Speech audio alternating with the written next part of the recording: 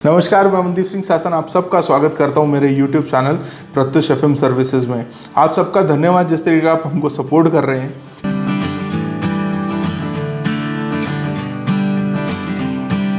हमने प्रॉमिस किया था पिछले वीडियो में कि जो बजट को लेके अनाउंसमेंट्स हुए हैं उसके रिलेटेड जितने सेक्टर्स हैं उससे रिलेटेड फ़ायदा होने वाले स्टॉक्स को हम आइडेंटिफाई करके लेके आएंगे आपके सामने और प्रेजेंट करेंगे।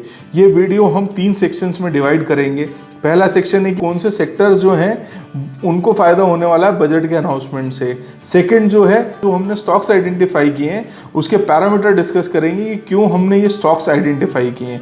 और थर्ड हम उस स्टॉक्स के बारे में बात करेंगे, आपको बताएंगे कि कौन कौन से स्टॉक्स हैं जो हमने आइडेंटिफाई किए हैं। उससे पहले एक मैं आपको बात बोलना चाहता हूँ कि वेल्थ क्रिएशन जो होती है वो डेस्टिनेशन नहीं है, वेल्थ क्रिएशन है एक जर्नी है। कि हमेशा हम इस तेजो दौड़ में लगे रहते हैं कि एक डेस्टिनेशन है वहाँ हमें जल्दी पहुँचना है तो हम क्या करेंगे, गाड़ी तेज भगा लेंगे। नहीं, वेल्थ क्रिएशन एक जर्नी है, उसे हमें चेरिश करना चाहिए, उसे हमें आराम से पेशेंटली एंजॉय करना चाहिए। तो ये जो मैं आपको बता रहा हूँ ये मेरी 10 साल की 12 साल की मेहनत से बता रहा हूँ। और उसके बाद में ये आप ऐसा ना सोचिएगा कि आज ये स्टॉक्स आप बाई कर लेंगे या रिकमेंड अपने फाइनेंशियल एडवाइज़र की रिकमेंडेशन के बाद में इन स्टॉक्स को खरीद लेंगे तो ये आज ही 2 गुना 3 गुना 4 गुना हो जाएंगे। नहीं, ये टाइम लेंगे, ये आपको अच्छी वेल्थ क्रिएट करके देंगे, इसका मैं प्रॉमिस करता हूँ। तो स्टार्ट करते हैं। सबसे पहले सेक्टर्स कौन कौन से जो फायदा करेंगे। तो पहला सेक्टर जो है डिफेंस, क्योंकि 6 लाख करोड़ का जो बजट में जो कैपिटल एक्सपेंडिचर की बात हुई उसमें से पहला सेक्टर जो है डिफेंस को फायदा होगा। फिर सेकेंड जो हम बात करेंगे तो सोलर सेक्टर को फायदा होगा। तीसरा हैवी इक्विपमेंट्स उसको लेके मैन्युफैक्चरिंग सेक्टर को फायदा होगा। चौथा जो है अब इतना सब कुछ होगा तो क्रेडिट फैसिलिटीज़ भी होंगी, तो NBFCs जो है नॉन बैंकिंग फाइनेंशियल कॉरपोरेशंस और बैंक्स को इससे बैंकिंग सेक्टर को फ़ायदा होगा। और फिर जैसे एग्रीकल्चर की अगर हमने बात करी तो एग्रीकल्चर का में एग्री बेस्ड जो केमिकल कंपनीज हैं उनको इससे फ़ायदा होगा।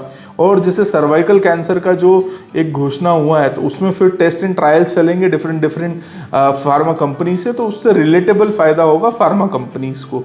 तो ये हमने बताया कि ये कौन कौन से सेक्टर्स को जो है वो फ़ायदा होगा। अब सेकेंड पार्ट पे आते हैं कि हमने क्या क्राइटेरिया रखा है ये स्टॉक्स को सिलेक्ट करने के लिए। तो सबसे पहला क्राइटेरिया हमने रखा है कि स्टॉक कहीं ओवरबॉट जोन में तो नहीं है। अब ओवरबॉट जोन और ओवर प्राइस जोन दोनों डिफरेंट चीज़ें। ओवर प्राइस मतलब कि 100 रुपये उसका एक्चुअल भाव होना चाहिए और कहीं ना कहीं वो 120-130 रुपये पे ट्रेड हो रहा है तो मतलब ओवर प्राइस्ड है। बट ओवरबॉट जोन वो होता है कि कहीं ज़रूरत से ज़्यादा तो इस स्टॉक को खरीद नहीं लिया गया है, तो वो ओवरबॉट जोन का हमेशा ध्यान रखना चाहिए।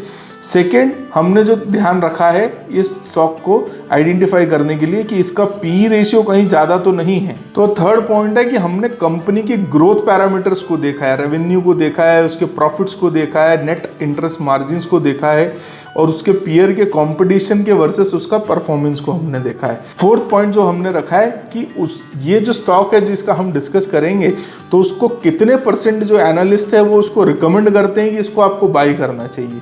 तो हमने ट्राई किया है कि ये क्लोज टू 80% या 90% या 100% ऐसे कुछ स्टॉक्स हों। कुछ स्टॉक्स ऐसे भी हैं जिसको 100% एनालिस्ट ने रिकमेंड किया है। एनालिस्ट की डेफिनेशन जो कि कोई फाइनेंशियल कंपनीज में अपनी सेवा दे रहे हैं और जो भी एक्सपर्टीज़ हैं इस लाइन के उनको एनालिस्ट की कैटेगरी में रखा है। साइट मैंने इसमें रेफर करी है वो है टिकर टेप, क्योंकि मेरा उसका प्रीमियम सब्सक्रिप्शन है। स्क्रीनर भी एक करके ऐप है जिससे आप ये देख सकते हैं। फिफ्थ जो मेन पॉइंट है वो ये है कि हमने इसे देखा है कि टॉप परफॉर्मिंग म्यूचुअल फंड्स में इनका कितना वेटेज है। फॉर एग्जाम्पल अगर मैं एक एग्जाम्पल लेता हूँ कि अगर 3000 करोड़ का कोई फंड है उसमें एक स्टॉक जो हमने लिया है इसका सिग्निफिकेंट 1% का पोर्टफोलियो होल्डिंग है या नहीं है। सेकंड कि अगर मैं एक स्पेशल जैसे मैंने बात की कि मैं स्मॉल सेक्टर की स्मॉल कैप की बात करता हूं तो स्मॉल कैप में क्या वो fund 2-3 small cap different AMCs वालों ने फॉलो किया है कि नहीं किया है। तो ये 5 पैरामीटर्स हैं जो हमने सेलेक्ट किए हैं और हम उस सिलेक्शन के बाद में कुछ 15 या 16 ऐसे स्टॉक्स लेके आए हैं जो इन सब सेक्टर्स को बिलोंग करते हैं और जो सब इन जो क्राइटेरिया जो हमने डिस्कस किए हैं, 5 जो पॉइंट्स डिस्कस किए हैं उन पे ये फुलफिल करते हैं और उसके बाद हम आपको रिकमेंड कर रहे हैं। रिकमेंडेशन मतलब एजुकेशनल पर्पस के लिए आप इसे प्लीज़ ये कोई टिप ना समझिएगा। अगर आपको इसमें इन्वेस्ट करना है तो आप इसको अपने फाइनेंशियल एडवाइजर से कंसल्ट करके ही इसमें डिसीजन लीजिएगा। अब हम बात करते हैं वो कंपनीज, कौन कौन सी कंपनीज जो हमने आइडेंटिफाई की हैं। सेक्टर तो हम चलते जाएंगे, मैं खाली नाम बताऊंगा क्योंकि मैंने 5 पैरामीटर्स डिस्कस किए हैं कि किस बेसिस पे मैंने उस स्टॉक को सिलेक्ट किया है। तो सबसे पहला नाम है क्रेडिट एक्सेस ग्रामीण लिमिटेड। ये फाइनेंस, बेसिकली फाइनेंस सेक्टर से स्टॉक आता है। और हिंडाल्को इंडस्ट्री लिमिटेड सेकेंड है। अब मैं तीसरा जो स्टॉक है वो है Can Fin Homes Limited, again ये फाइनेंस कैटेगरी से आता है। चौथा पीएसयू बैंक है, वो है इंडियन बैंक। अगर मैं बात करता हूँ तो ये अंडर प्राइज्ड है और ओवरबॉट जोन में नहीं है, ये सबसे बड़ा इसका एक क्राइटेरिया है। और फिर उसके बाद का स्टॉक का नाम है वोल्टैम ट्रांसफॉर्मर्स लिमिटेड, ट्रांसफॉर्मर में डील करती है कंपनी और ये ओवरबॉट जोन में नहीं है। उसके बाद जो स्टॉक का नाम है वो है अनूप इंजीनियरिंग लिमिटेड, इंजीनियरिंग के इक्विपमेंट्स बनाती है कंपनी और थोड़ा सा महंगा स्टॉक है। मैंने बताया कि आप 1 या 2 क्वांटिटी ले सकते हैं, बट आप इसको देख सकते हैं अगर आपको लेना है। अगर एब्सोल्यूट टर्म्स में बात करेंगे तो परसेंटेज ज़्यादा मैटर करता है। अगला जो स्टॉक है वो पावर फाइनेंस कॉर्पोरेशन लिमिटेड है। जैसे IRFC है वो पीयर कंपनी है इसकी, वैसे ये पावर फाइनेंस कॉर्पोरेशन लिमिटेड है। और ये स्टॉक जो है ये अंडर प्राइस्ड भी है और ओवरबॉट जोन में भी नहीं है। उसके बाद वाले स्टॉक की बात करें तो TD पावर सिस्टम्स लिमिटेड है, हैवी इलेक्ट्रिकल इक्विपमेंट्स बनाती है कंपनी और ये ओवर प्राइस्ड है बट ओवरबॉट जोन में नहीं है। उसके बाद कंपनी का नाम है वो है PNC इंफ्राटेक। ये कंपनी कंस्ट्रक्शन और इंजीनियरिंग में डील करती है और 100% एनालिस्ट की रेटिंग में एनालिस्ट बोलते हैं इसे खरीदना चाहिए।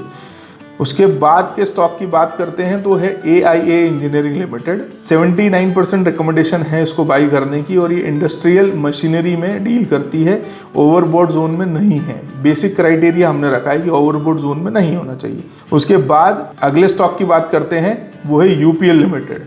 UPL लिमिटेड डील करता है फर्टिलाइजर्स और एग्रोकेमिकल में, जैसे नोवा एग्रीटेक और इसके पीयर्स हैं। उसके बाद वाले स्टॉक का नाम है Bharat electronics limited. Over priced है, ओवरबॉट जोन में नहीं है। 68% रिकमेंडेशन है खरीदने की। यूनिवर्सल केबल लिमिटेड जो कि एक स्टॉक है और ये ओवरबॉट जोन में नहीं है। अगला जो स्टॉक का नाम है GE-T&D इंडिया लिमिटेड। बेसिकली ये जो डील करते हैं हैवी इलेक्ट्रिकल इक्विपमेंट्स में और ये ओवरबॉट जोन में नहीं है। अगला जो स्टॉक का नाम है NLC India limited. Metals, diversified metals इनकी कैटेगरी आती है। 100% एनालिस्ट बोलते हैं इन्हें खरीदना चाहिए। स्टॉक ओवर प्राइस्ड है बट ओवरबॉट जोन में नहीं है। तो ये मेरे 15 स्टॉक्स हैं। ये मैं आपको लिंक में इनके नाम भी लिख दूंगा।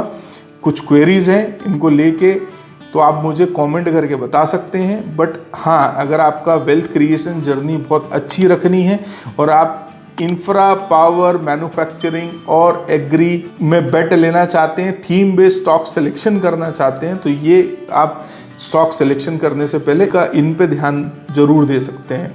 उम्मीद करूंगा आपको वीडियो अच्छा लगा। इसे लाइक, शेयर, सब्सक्राइब प्लीज़ कीजिएगा और हमें बताइएगा कि आपको क्या अच्छा लगता है, क्या स्पेशली अगर किसी स्टॉक के बारे में हमको वीडियो लेके आना है तो आप हमें प्लीज़ सजेस्ट कीजिएगा। मिलते हैं अगले वीडियो में। आप सबका बहुत बहुत धन्यवाद।